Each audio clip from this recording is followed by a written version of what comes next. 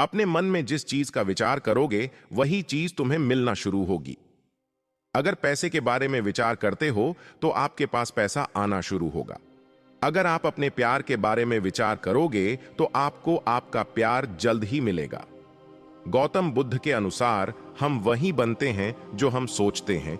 जिस तरह कोई व्यक्ति बुरी सोच के साथ बोलता या काम करता है तो उसे कष्ट ही मिलता है, वही यदि कोई व्यक्ति शुद्ध विचारों को बोलता या काम करता है तो उसकी परछाई की तरह खुशी उसका साथ कभी नहीं छोड़ती है।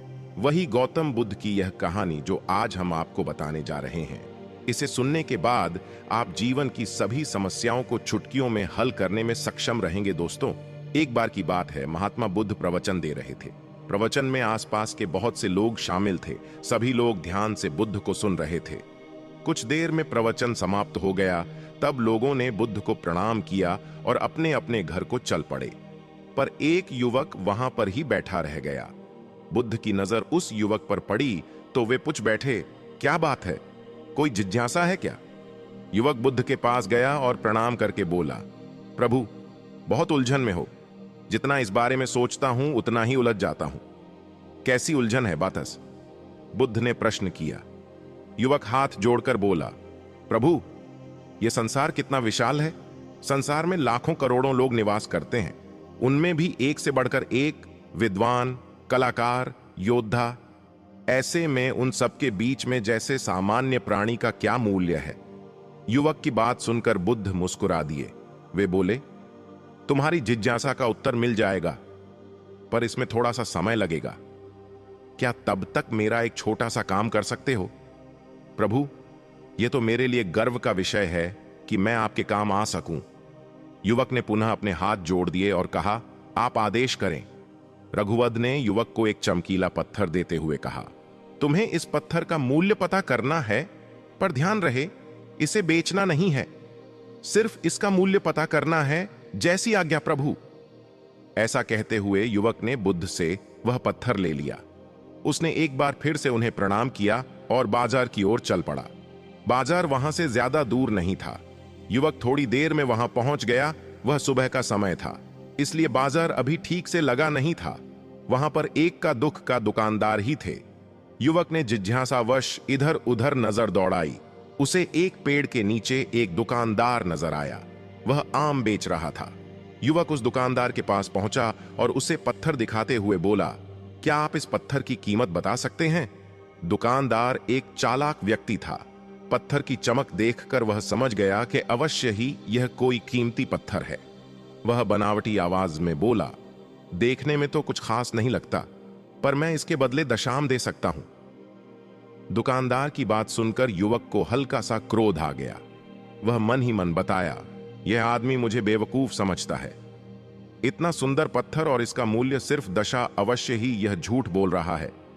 युवक को चुप देखकर दुकानदार बोल उठा, क्या कहते हो, निकालूं आम? पर युवक ने दुकानदार को कोई जवाब नहीं दिया।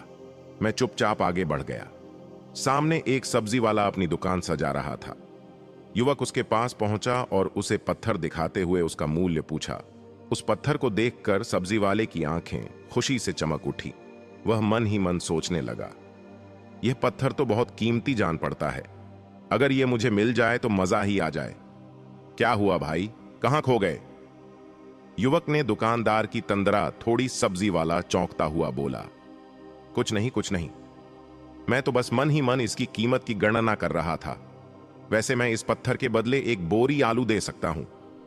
सब्जी वाले के चेहरे की कुटिलता देखकर युवक समझ गया कि यह दुकानदार भी मुझे मूर्ख बना रहा है। मुझे किसी और से इसका मूल्य पता करना चाहिए।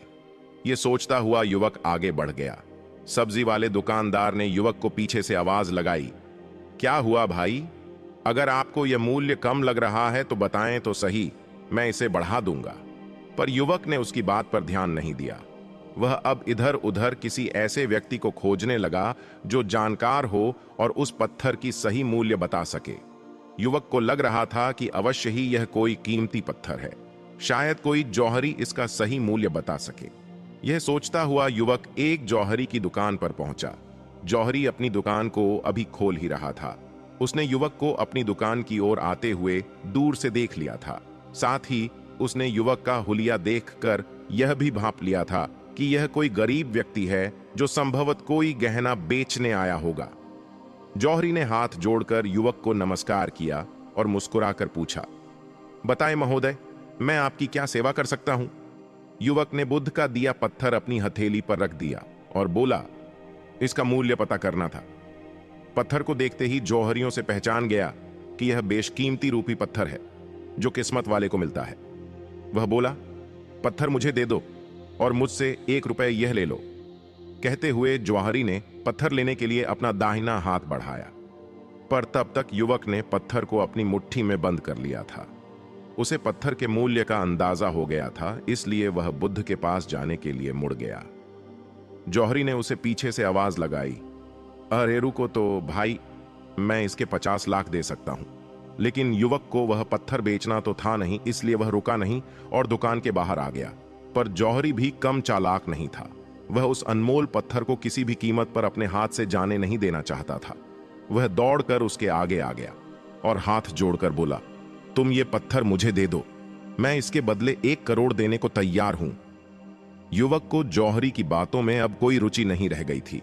वह जल्द से जल्द बुद्ध के पास पहुंच जाना चाहता था, इसलिए ना तो वह रुका और ना ही उसने जौहरी की बात का कोई जवाब दिया। वह तेज तेज कदमों से बुद्ध के आश्रम की ओर चल पड़ा।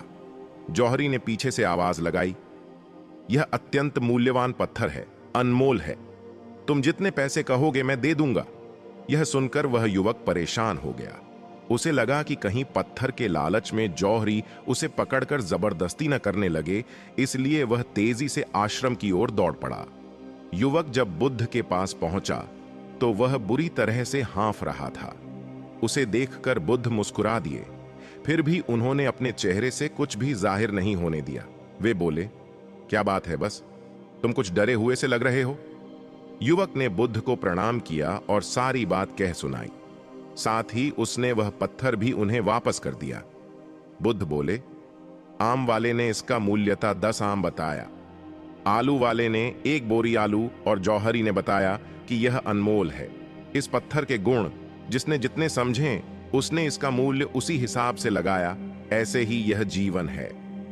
प्रत्येक व्यक्ति खान से निकले हुए एक हीरे के समान है जिसे अभी तराशा नहीं गया है। जैसे जैसे समय की धार व्यक्ति को तराशती जाती है, व्यक्ति की कीमत बढ़ती जाती है। यह दुनिया व्यक्ति को जितना पहचान पाती है उसे उतनी ही महत्ता देती है। कहते हुए बुद्ध एक क्षण के लिए रुके, फिर बोले, किंतु आदमी और हीरे में अंतर यह है, हीरे को कोई दूसरा तराशना है और व्यक्ति को अपने आप को स्वयं ही तराशना पड़ता है।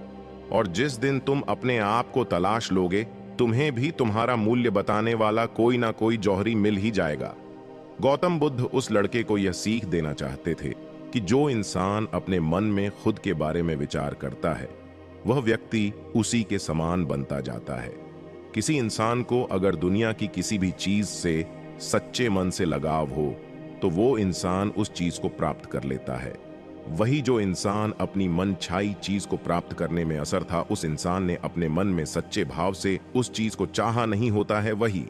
दोस्तों, गौतम बुद्ध की इस प्रेरणादायक कहानी को आप अपने मित्रों के साथ शेयर जरूर कीजिए ताकि उन्हें भी गौतम बुद्ध के असल ज्ञान के बारे में पता चल सके। नामो बुद्धाय।